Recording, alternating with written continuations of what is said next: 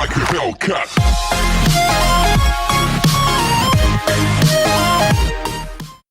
Hello and welcome back to the channel where once again it's time for another Sega Saturn review, and it's another sequel this week and it's another fighting game, and it is Battle Arena Toshinden Ultimate Revenge Attack, or Toshinden URA as I call it. It's the sequel to the original Toshinden, and this came out in February of 1997 over here in the PAL region.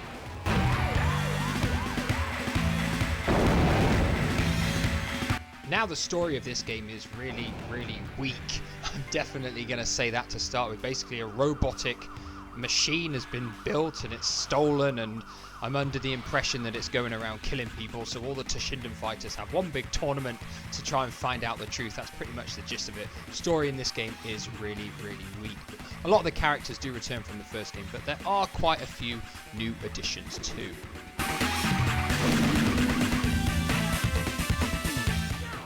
So once the title screen comes around, you'll see you've got one player game, a VS human mode, a VS computer mode, and options. Heading into options, it's pretty standard stuff, very similar to the original.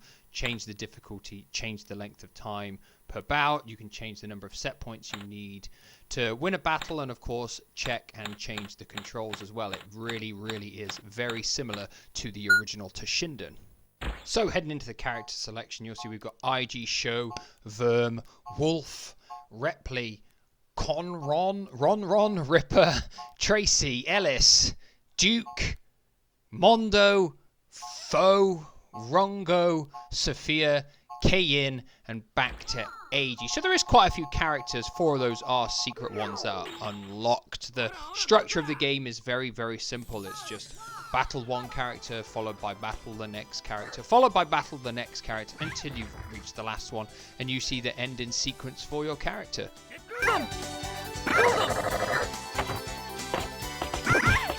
So as always, we're going to break the game down into the way it looks, the way it plays, the way it sounds, what kind of lifespan you can expect to get, and is it still worth playing today. So going straight into the looks department, Toshinden URA is a definite improvement over its predecessor.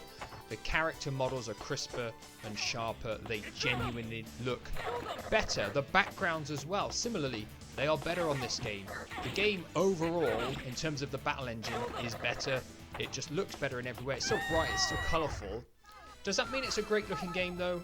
Well, you have to consider that there's Virtua Fighter 2, there's Fighters Mega Mix, there's Fighting Vipers. So, in that regard, the game doesn't look as good as those ones, I don't think. It's not a terrible looking game. It's by no means one of the worst looking Saturn games at all. It just doesn't quite look as good as the other fighting games that came out at that time. And if you're comparing it to PlayStation games, you know, Soul Blade, Tekken 2, whatever else was out there, maybe Bloody Roar, I'm not sure. Is it as good looking as those games either? Probably not.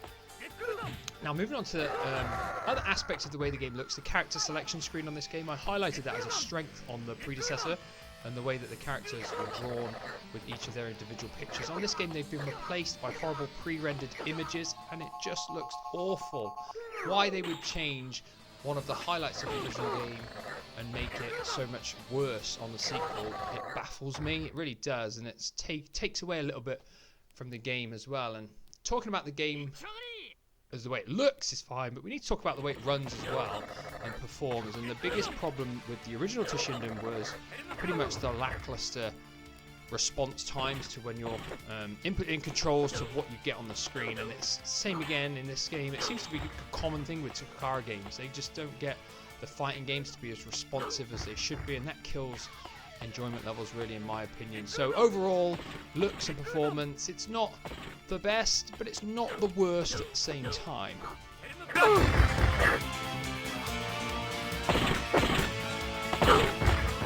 So moving on to the way the game sounds and the music that's within the game. Sound effects, some of them are just taken straight from the first game, I'm not going to lie, and they're very similar overall. Some of them have a bit of a muffled sound effect to them. It's not perhaps the crispest and clearest audio you can expect. Soundtracks though, for the battles, they are pretty good. Again, just like the original Toshinden had some really good tunes.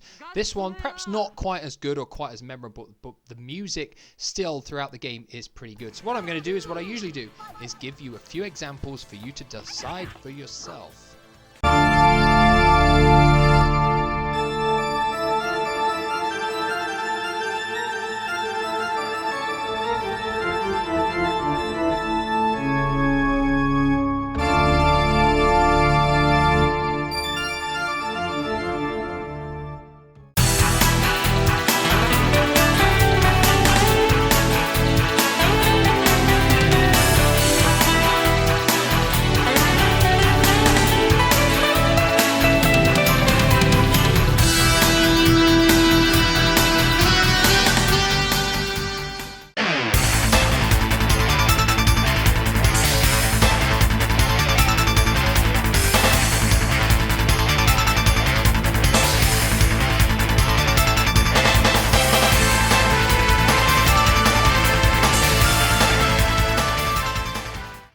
So moving on to how the game plays, and it plays exactly the same as the original Toshinden. You've got a weak kick, a stronger kick, a weak slash and a stronger slash. You've got a couple of buttons assigned to special moves. It's very simplistic, very basic. It's not got in-depth combos or counters or anything like that. It's pretty much bash the buttons and try and win.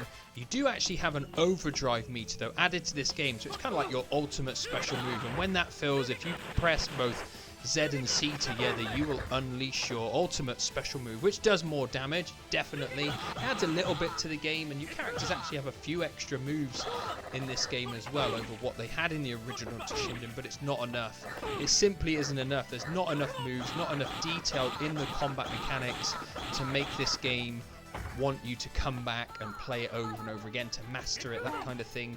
It's a button masher with very simplistic gameplay elements. Like I said, I think for the original Toshinden, ideal for somebody who's not very good at games, who just wants to pick up and just mash a few buttons and hopefully win battles like that. It's that kind of game. It's not an in-depth one. So if you're looking for that in-depth fighter, I said it for the original one, and I'm going to say it for this one, it's not your kind of game. You want to go for Virtua Fighter 2 or Fighters Mega Mix or one of the other fighting games on the Saturn. In the gameplay department, it just doesn't have the depth.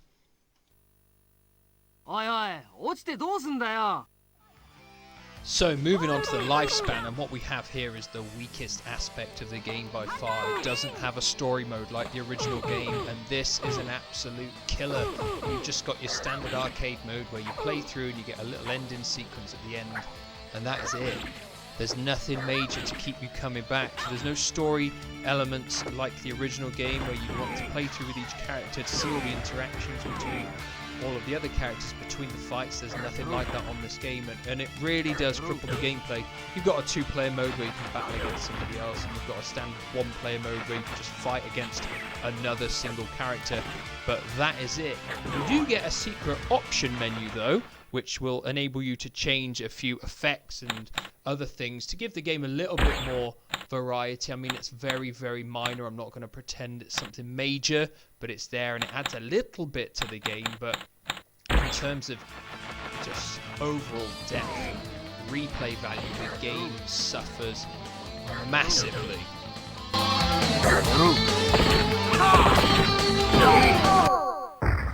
So the big question, as always, is this game worth playing today? And the firm answer is no. It's definitely not. It's probably not going to give you very much enjoyment whatsoever. And so many people had said that the sequel was far more playable than the first game. And after sitting there, playing through it, using different characters, I just don't think it's true. I think it plays exactly the same as the first one, but with the detraction of the fact it doesn't have a story mode. And that cripples the game for me. For me, there's just nothing here that makes me want to play it. The original game had charm and a bit of personality because the characters were voiced in English, and it was good in that aspect of the game anyway. But this game just plays the same, but there's less. So therefore, it's completely redundant in my eyes. It might look slightly better, but for me, there's just not enough to make you want to play this game. In this day and age, I wouldn't suggest buying it. It's a reasonably priced Saturn game now. You're probably going to be spending £30-40 if you wanted to pick this up physically, and it is not worth it. Just have it sat on your shelf doing nothing. Of course, the other question, as always, is does it get into our Saturn top 10? Of course, the answer is no, it doesn't. It's nowhere near. It's just not good enough to be anywhere near a top 10 unless it's, you know, the worst 10 beat 'em ups on the system or something like that. I'd probably be in that list quite highly, I would imagine. But that is it for today. What are your thoughts on Toshinden URA? Have you played this game on the Saturn, or did you play perhaps Battle Arena Toshinden 2 on the PlayStation? I've never played that, so I don't really know how that compares. That is it. Let me know with your comments down below, and as always, I shall see you again soon for another Saturn review. Goodbye for now.